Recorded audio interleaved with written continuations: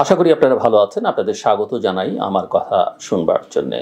আজকে একটা একেবারেই ভিন্ন প্রসঙ্গ নিয়ে আমি কথা বলতে চাই। সেটা হচ্ছে যে আমাদের রাজনৈতিক অঙ্গনে আমরা যে রাজনীতির বাইরের মানুষদের আধিপত্য দেখেছি, প্রভাব দেখেছি বা তাদের যে নষ্টাচার দেখেছি সেটা নিয়ে। আমরা দেখেছি যে রাজনীতিবিদদের হাতের বাইরে চলে গেছে, এখানে ব্যবসায়ীরা ঢুকে পড়েছে। আমি অবশ্য সবসময় ব্যবসায়ীদের এতে দোষ দেখি না, দোষ দিইও না, কারণ ব্যবসায়ীরা ঢুকেছেন তাদের ব্যবসা বৃদ্ধি করবার জন্য, হয়তো তার মধ্যে জনগণের কল্যাণ করবার কিছুটা আকাঙ্ক্ষা থাকলেও থাকতে পারে। কিন্তু উল্টো দিকে আমরা যখন দেখেছি যে রাজনীতিবিদরা ব্যবসায়ী হয়েছেন, ব্যবসায়ী হতে চেয়েছেন এবং প্রায় কম বেশি সকলেই, তখন আর ব্যবসায়ীদের দোষ দিয়ে লাভ নেই। আমরা খেলোয়াড়দের রাজনীতিতে ঢুকতে দেখেছি।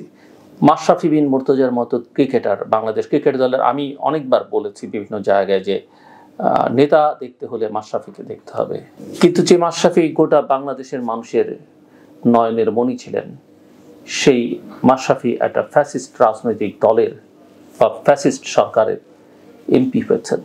আমি হয়তো বলবো না যে মাশরাফি লোভে সেটা করেছেন, হয়তো প্রধানমন্ত্রীর অনুরোধ বা আওয়ামী লীগের কোনো নেতার বা বিসিবি সভাপতির আবদার রক্ষা করতে তিনি এটা করেছেন, বা তারা পিঠ চাপড়েছেন তিনি মনে করেছেন। কিন্তু মাশরাফির এটা বিবেচনা করা উচিত ছিল যে তিনি বিনা ভোটের এমপি হতে চলেছেন, এবং তিনি যখন একটা দলকে বেছে নিয়েছেন, বাকি দলের কেউ তাকে আর সেই অর্থে সেই পরিমাণ রেসপেক্ট করবে না। একই কথা সাকিব আল হাসানের ক্ষেত্রে। তবে সাকিব আর মাশরাফিকে আমি আলাদা করে দেখতে চাই। সাকিব নিঃসন্দেহে বাংলাদেশের ক্রিকেট ইতিহাসের অন্যতম সেরা খেলোয়াড়, কিন্তু সাকিবের অনেক চারিত্রিক দুর্বলতার কথা আমরা বিভিন্ন সময় দেখেছি, আচরণগত দুর্বলতার কথা দেখেছি, এবং সাকিব আসলে ব্যবসা বাণিজ্য টাকা এই বিষয়গুলো খুব ভালো বোঝেন, ক্ষমতাটা ভালো বোঝেন, সেটা আমরা দেখেছি। অপরের প্রতি শ্রদ্ধাবোধ, অন্যকে সম্মান করা, এটা তার সংস্কৃতির মধ্যে খুব একটা দেখা যায়নি। আর দেখবার প্রয়োজনও ছিল না, যখন প্রধানমন্ত্রী তাকে, তার পরিবারকে সময় দেন, তাদেরকে কাছে ডাকেন, এবং সেই পথ ধরেই সাকিব বাংলাদেশের জাতীয় সংসদে ঢুকেছেন এবং গোটা দেশের মানুষের যে ভালোবাসা সেটাকে হারিয়ে ফেলেছেন। হ্যাঁ, যারা আওয়ামী লীগ করেন নিঃসন্দেহে তাদের ভালোবাসাটুকু হয়তো তার জন্য অক্ষুণ্ণ ছিল, বা বিবেকবান আওয়ামী লীগের সবাই যে সেটা পছন্দ করেছেন সেটাও আমি বলতে পারি না। সাকিবের বিরুদ্ধে মামলা হয়েছে, মাশরাফের বাড়িতে আক্রমণ হয়েছে, এগুলো আমি পছন্দ করি না, আমরা কেউই করি না। সাকিবের বিরুদ্ধে খুনের মামলা হয়েছে, আমি মনে করি না সাকিব খুনের মামলার আসামি হতে পারে, হত্যা মামলার আসামি হতে পারে।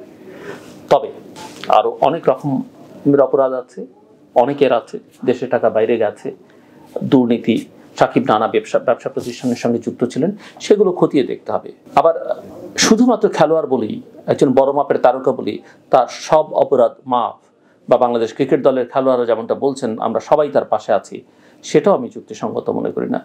এর বাইরে আমরা যেটা দেখেছি সবচেয়ে ভয়ঙ্কর, সেটা হচ্ছে আমাদের সাংস্কৃতিক জগতের লোকজন, শিল্পী সাহিত্যিকদের অবস্থান। এক একটা নির্বাচন হয়েছে ভোটারবিহীন নির্বাচন, তারা কিভাবে এই স্বৈর শাসককে সমর্থন করেছেন। এক একটা নির্বাচনে কেউ কথা বলে না, তারা ভিডিও বার্তা দিয়েছেন জনগণের উদ্দেশ্যে সোশ্যাল মিডিয়াতে, সেটা আমরা দেখেছি। এবং এই বাংলাদেশের বুদ্ধিবৃত্তির চর্চা, সাংস্কৃতিক অঙ্গন, এ যেন সবটাই আওয়ামী লীগের নিয়ন্ত্রণে, কিন্তু প্রকৃত সাংস্কৃতিক চর্চা, প্রকৃত শিল্প সাহিত্য নির্মাণ, সেটা কিন্তু এই সময় আমরা খুব একটা দেখিনি।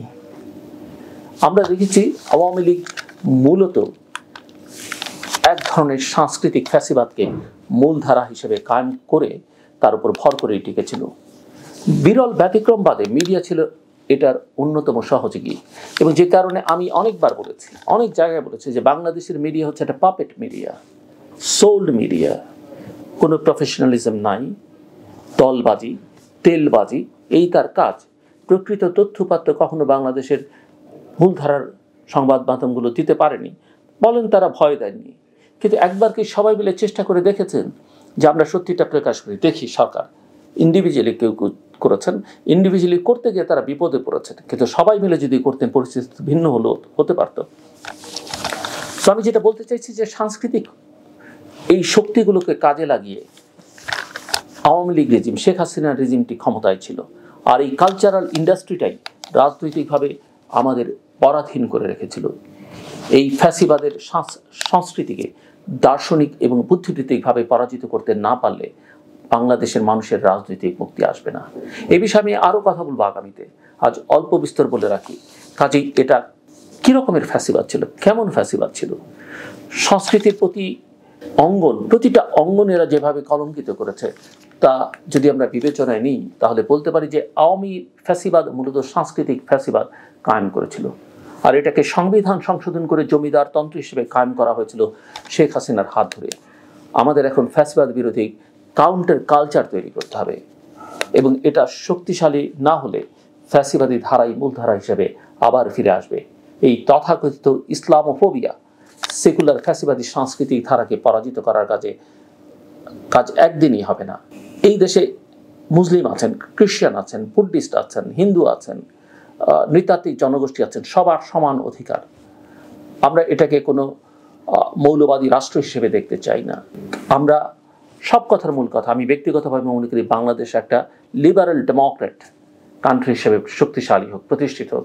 ডেমোক্রেসি থাকলে, ডেমোক্রেটিক ভ্যালুস থাকলে বাকি সব গৌণ। কিন্তু আপনি অন্য ধর্মকে, সেটা যদি মাইনরিটি হয়, সেটাকে সামনে এনে আপনি প্রগতিশীল নিজেকে হাজির করবেন, আর মূলধারার বা সংখ্যাগরিষ্ঠ যারা আছেন তাদেরকে আপনি তুচ্ছ তাচ্ছিল্য করবেন, সেটা আপনার কাছে আধুনিকতা হতে পারে, আমার কাছে নয়। আমি যদি হিন্দুর ধর্মকে মর্যাদা দিই, সমান মর্যাদা আমি ইসলামকেও দিব, সমান মর্যাদা আমি খ্রিস্টানকেও দিব। তারপরে আমি ব্যক্তিগতভাবে যে ধর্মের হই না কেন আমি আমার ধর্মের চর্চা করব।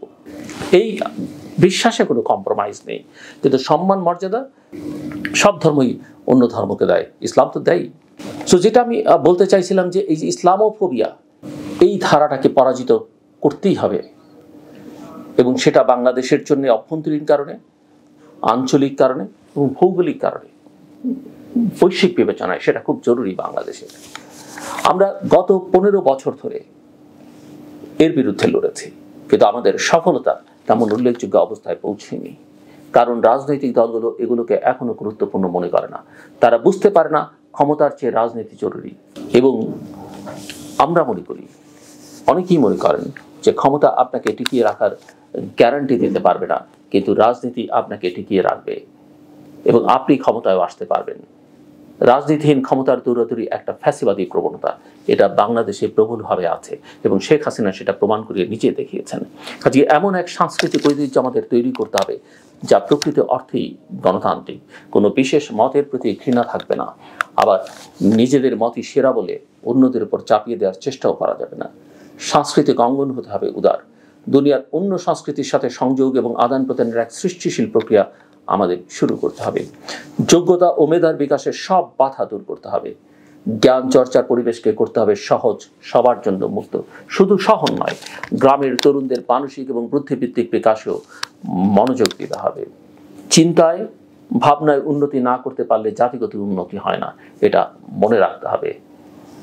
আমার কথা শুনবার জন্য আপনাদের অসংখ্য ধন্যবাদ। আপনাদের সবার জন্য শুভকামনা।